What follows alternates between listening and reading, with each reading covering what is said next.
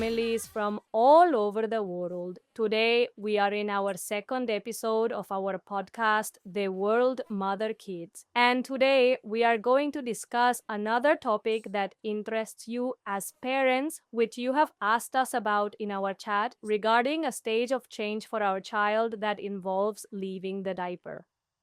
Everything we experience as parents when our child is going to stop using diapers. What do we understand by stopping using diapers? How do we realize that our child is ready to stop using diapers? And what are some of the recommendations we can give you as parents to go through this process in a positive way, enjoying every moment of our child's growth? I am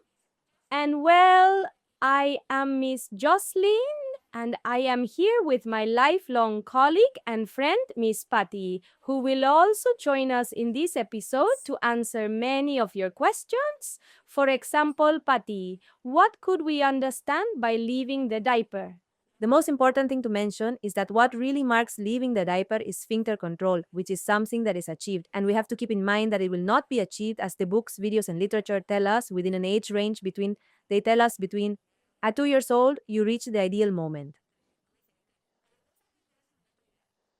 As we mentioned in the first episode of our podcast, we have to respect our children's rhythms.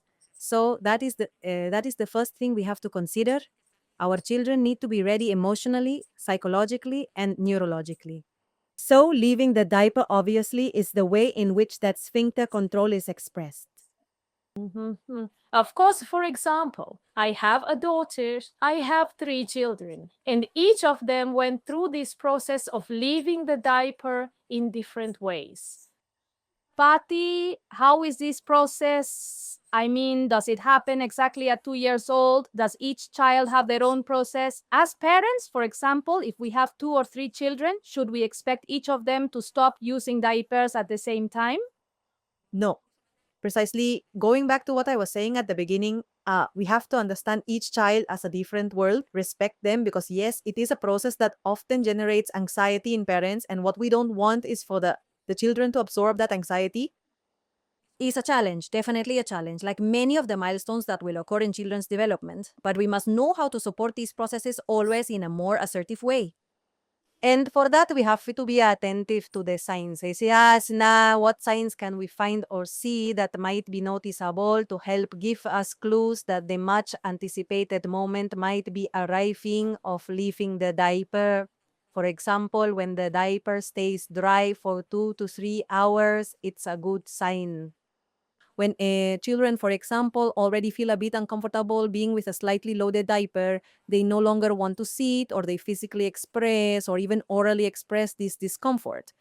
Also, when they already show interest in going to the bathroom, right? And for that, it's important to mention, which we will tell you later with the tips, that you have to model this behavior as well, right?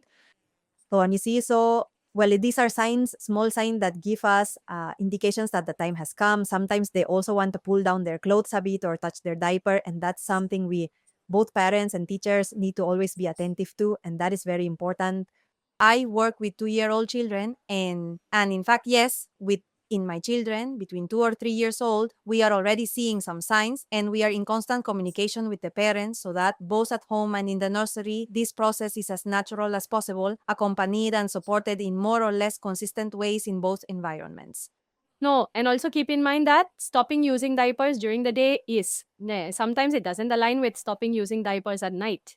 Exactly, yes. So, how do you also realize that your child is ready to stop using diapers at night when, for example, you have 5 consecutive days where the diaper is dry in the morning? That is, you realize they are ready.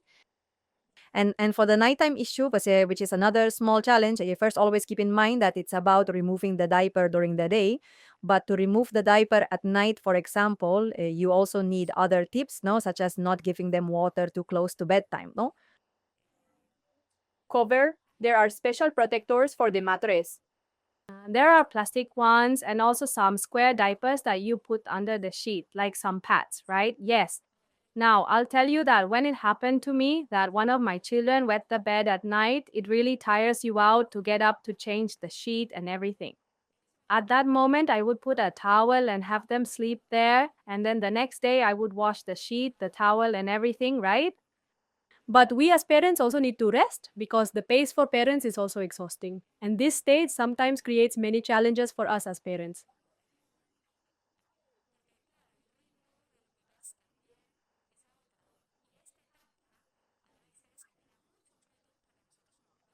We have to take care of our children in the early morning and then leave for work early. So, these are some tips that will also help you as a parent to get through these moments that can happen because the stage of leaving the diaper will be full of accidents too. Look, for example, last when I went out with my children during this age of leaving the diaper during the day, yeah, I just would put washable shoes on them, which are easy to dry and wash. I would bring 2 or 3 extra changes of clothes.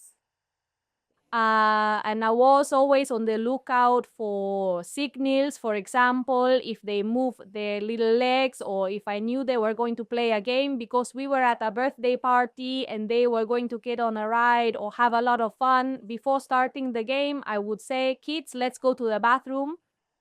So, try to establish a bathroom routine at key moments. For example, I also work with 3-year-olds and they already know that before each task or when we have to move to different rooms, it's time to go to the bathroom. And sometimes they say, I don't want to, I don't want to. But sometimes they go, Omita sa papa saya Yes, no, siete, it's important. Exactly what you mentioned about routines, que as with everything in life, like both for children and for us adults, will always be important. So for children to start seeing and associating certain moments, for example, after eating or after breakfast, try to take them to the bathroom to sit them down.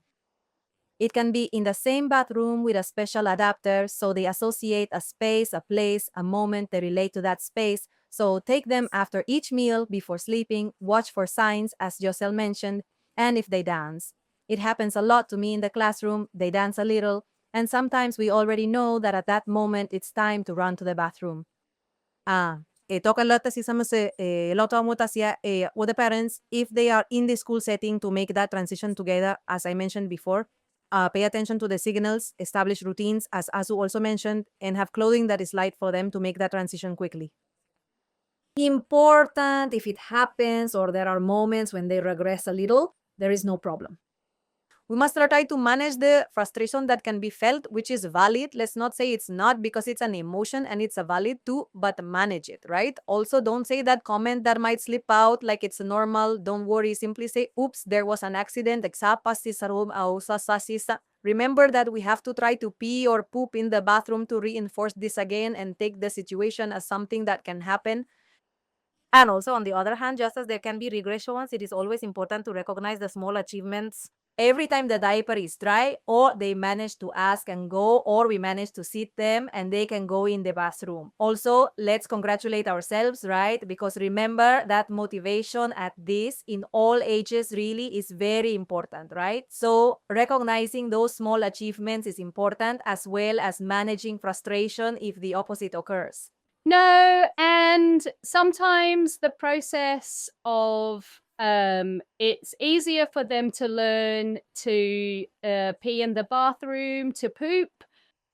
The process of pooping is more complex. Sometimes there are children who need to put on a diaper to poop, and you have to allow them. And it's a process, little by little, they will stop completely. There are also stories for that. There are videos, songs where you can talk because there are children who are very afraid of pooping. They are scared that something will come out of there, right? So it's also important to understand that the process of peeing is different from pooping. Exactly. So I think we would stick a bit with those tips, right? Respecting, as we mentioned in the first episode, the pace of each child. Do not compare, of course, it's very important, right? Do not stop. Having routines, special moments. Something important that we have forgotten in this chat is also modeling. Sometimes it's important for them to also see us go to the bathroom and accompany us. I mean, model like, I'm going to the bathroom, I feel like going to the bathroom, and let them see us go to the bathroom, right? So them being able to appreciate this association of, I feel like going to the bathroom, I go to the bathroom, also establishes that same pattern in them, so they start associating. And remember that children learn a lot by example. So associate, do those small actions, or really at the moment we want to go to the bathroom, so they can see it, right? And something to avoid is punishment, whether it's punishing or reprimanding or trying to mock the child because they had a little accident. Remember, it's a process. And when it is a process, it means that many times, as you said, there will be progress and setbacks. But it is always important for the child to know that we are with them, supporting them in this moment, which is a new change for them.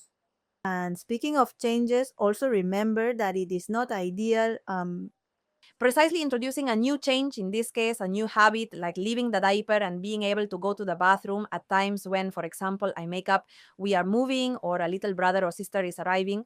So if there are already other changes happening, we should try to avoid adding something else, right? Or also, let's remember that the whole issue of effective control, as I mentioned at the beginning, is closely related to emotional development.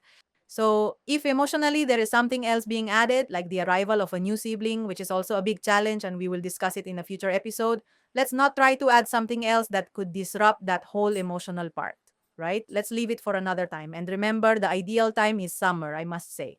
Winter doesn't always help because of the cold, the rain, the change in temperature, right? It's always ideal. It's not a rule, but let's keep it in mind anyway. And remember that this process of leaving the diaper starts from 2 years old and can last until 4 years old. So if you have a child who leaves the diaper at 2 years, 2 years and 1 month, or one who leaves the diaper at 4 years, it is completely normal. There's no problem with that. So now we've reached the end of our podcast, and let's remember the important points we've discussed in today's episodes. Yeah. Well, the first thing is to pay attention to the signs, although I would go back to say that the most important thing is what I just said. Keep in mind that each child is different, reinvent those little ones' characteristics and rhythms, but do pay attention to the signals we have mentioned, right? The issue of them feeling uncomfortable with a very full diaper, being dry for 2 or 3 hours, that there are little dances, both at home and in the classroom, in my case, with my little ones, that they also show interest in going to the bathroom and well, also keep in mind the tips that we cannot make changes during a stage where suddenly there are other changes present, like the arrival of a little sibling or a move or a change of country of house or starting a new school stage. Because remember that we mentioned at the beginning of today's episode, to achieve sphincter control, there must be a proper emotional and neuropsychological development, and if it already emotionally implies a challenge, to add it to a moment when the arrival of a sibling brings emotional changes, it would also be a bit complicated. So it's not a rule. It's important to be very, always the important thing is to observe, right? But they point out a change in attitudes, but it's a recommendation we can keep in mind. Just like the recommendation of the season, right? Like because we have talked about the ideal moment and the signs, como sina, but we can mention that the ideal is summer. Is again, this has to go hand in hand with the signs we have mentioned, because in winter you have the cold, the change of weather, the clothing. Yeah, but these factors may influence it not being the ideal moment. Yeah, however, it can happen. It is not a rule, just like with the topic of ages, no? Well, avoid punishments, humiliations, and instead always remember that it is a process. All changes in our children are processes, and I really recommend enjoying each of these stages, because the most important thing we have to do as parents is to accompany them with love. That's right. I think I'll stick with those last words. And yes, leaving the diaper behind is another milestone in the growth history of our children. And the best way to support any stage of growth, any milestone, any achievement is always with calm, with love, with respect, and with a lot of patience, right? Giving them the confidence they also need, because in the end, each small achievement for them is another step in the development of their autonomy, which will also mark their lives forever. Well, and now we say goodbye and see you in another episode of our podcast. Please leave us comments with suggestions for topics you would like us to cover in the next episode. We read you. See you in the next episode. Bye.